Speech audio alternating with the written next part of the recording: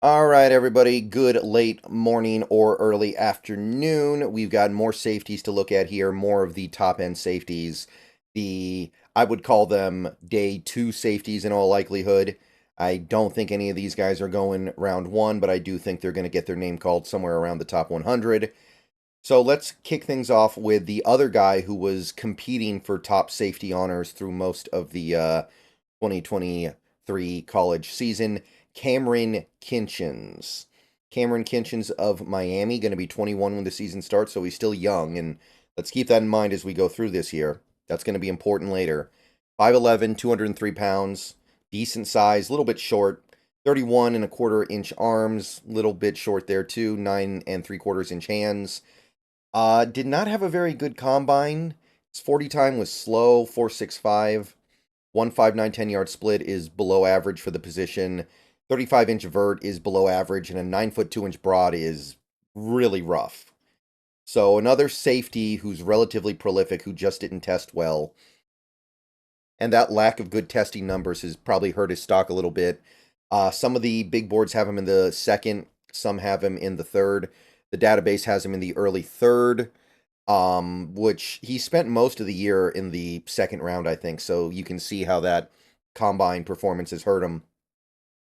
So we are talking about a little bit of a damaged commodity here. He is a little bit down from where he was at one point. The season he's had, I mean, the last 2 years, he's been very productive as a ball hawk. 11 interceptions over the last 2 years, remarkable. 118 tackles over the last two seasons, 4 for loss. So you can clearly see what part of the game he favors, but makes a lot of plays on the ball. Had a 90 flat PFF grade in 2022.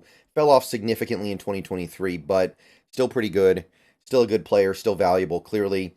What I can say about Kinchens is that he's, as the last line of defense, he's got great instincts. You put him in that deep safety role, you tell him to protect the back line. He's really good at it. It's like what we used to get with Quandre Diggs. It's like what you would see with Ed Reed, which is a player that a lot of people have compared Kinchens to because I believe Ed Reed also didn't test particularly well.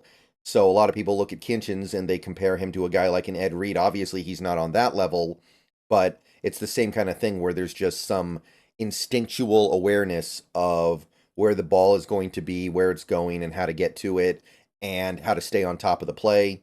His ball hawking numbers and takeaway numbers are off the charts. 12 forced turnovers over the last two seasons for the Hurricanes. And it's not like he's surrounded by amazing talent there. He's a hard hitter when he comes up into the box. He hits hard, hits well. So when he does come up into the box, he is capable of playing that role. He gets his hands dirty near the line. He's not somebody who shies away from contact, shies away from the blocker, shies away from having to get into a scuffle. So there is that part of his game as well.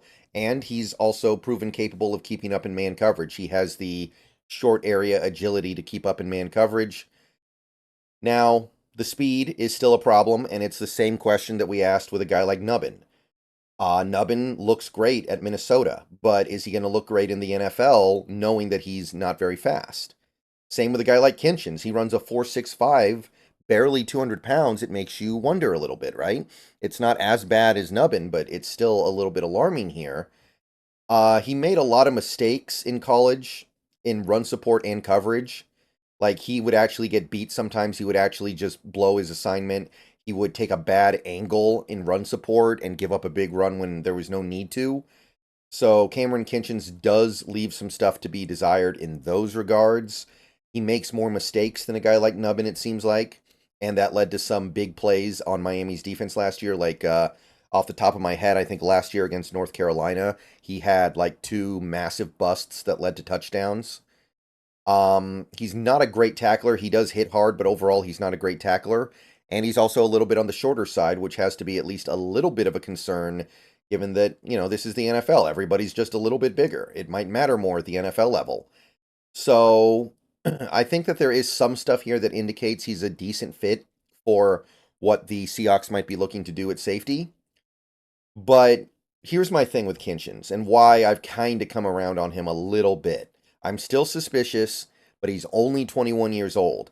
So the mental issues he has in the game, like his run support busts and his coverage busts and the mistakes that he makes and his poor angles in run support, that is something that I can easily believe gets better because he's only 21. So I think you need to project out a little bit what he's going to be just by the fact that he's going to be 23 in a couple years. So I think he can iron out the mental hiccups in his game and become a solid all around safety. I am concerned about the testing numbers, as I think everybody should be. But I think that it is maybe even. I like Nubbin more for sure because I think Nubbin is a better tackler and a better box safety just in general. But Kinchens might have a better chance of beating some of his shortcomings because he is a couple years younger than Nubbin. So late second round sounds about right to me. I was initially going to go top third, but then I thought about that age factor and it kind of boosted his value a little bit to me. So I'm going to say late second round for Kinchens. All right, next guy will be Javon Bullard, another guy who's only going to be 21 when the season starts.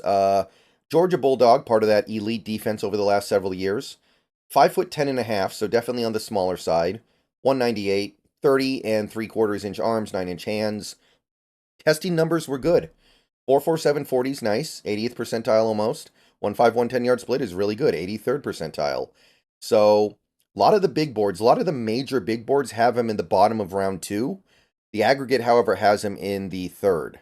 So probably going to go somewhere around there. I find it interesting that there's almost consensus on the major big boards that he should be a second round pick, though. So he may end up creeping up a little bit. Over the last 2 years, been pretty good production. Over 100 tackles, 8 for loss, 3.5 sacks in 2022, 4 interceptions, 8 passes defensed. Really good PFF grades both years. So he's been a very productive safety for the Bulldogs.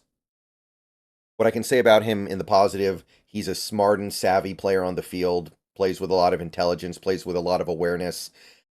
He's somebody who has a lot of spatial awareness, which helps him in diagnosing routes and keeping up with receiver routes. He sheds blockers with surprising efficiency for a smaller guy. He's somebody who will take on a blocker and then actually get off the blocker to go make a play. He's a sound fundamental tackler. He tackles through the ball carrier. He wraps up well. His arms are not super long, but it hasn't been a problem for him yet, at least. He reads routes and tracks them really well. I think that he's got the cerebral aspects of playing the safety position down pretty well. His straight line speed is really good. You can see that in his testing numbers. So he's got the potential to be one of the really nice athletic and fast safeties. And he's got quality man coverage reps as well. So you're getting kind of an all-around picture of Javon Bullard here that's very nice. Smart, works through the wash, makes plays against the run, good tackler, fast, reads routes. It's an all-around picture with Bullard. Now, I think that there are some shortcomings. Again, I wonder if it's just because he's only 21. Or he was 20 last year when he was playing football, right? So he's so young, maybe that's why we haven't seen him access his full potential yet. Like, he's not as rangy as you would hope. He doesn't cover ground the way you would like a deep safety to. And he's got the speed for it. He's much faster than Nubbin in a straight line, but he doesn't seem to cover as much ground on an actual football field in an actual football game. He's got tight hips, which he misses some tackles because of his tight hips, I think. He misses opportunities to make plays in general because he's got the tighter hips. He might end up not being a great fit for any one position or role due to his smaller size. That's one thing that's really worth noting about Bullard when you're evaluating him. It kind of seems like he wasn't a great fit as a nickel corner, and he wasn't a great fit as a safety either. Like, he just kind of bounced back and forth and bubbled back and forth between those two roles. And I don't know. I don't know. Maybe he's a guy who never finds the right position. It's possible. Maybe he just kind of bounces back and forth between nickel and safety and kind of makes it work. But I think there's a lot of potential here. I think there's a lot of potential with Bullard. He's only 21. He just didn't fully tap into it at Georgia. So over the next couple seasons, a good coaching staff should be able to bring it out. He's got the all-around tools. The only thing that might not be fixable would be his tighter hips. But I think the other stuff is fixable, and I think that he can become a really good safety in this league. So it's a gamble in the second round. I totally get that.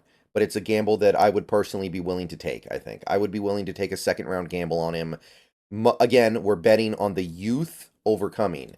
I actually think I like him a little bit better than Kinchens personally, but they both kind of bring the same basic idea to me. It's just that Bullard tested better, so I feel like the potential is higher. All right, let me know what you think about these two safeties here, Bullard and Kinchens. See you guys later. More safety stuff coming soon.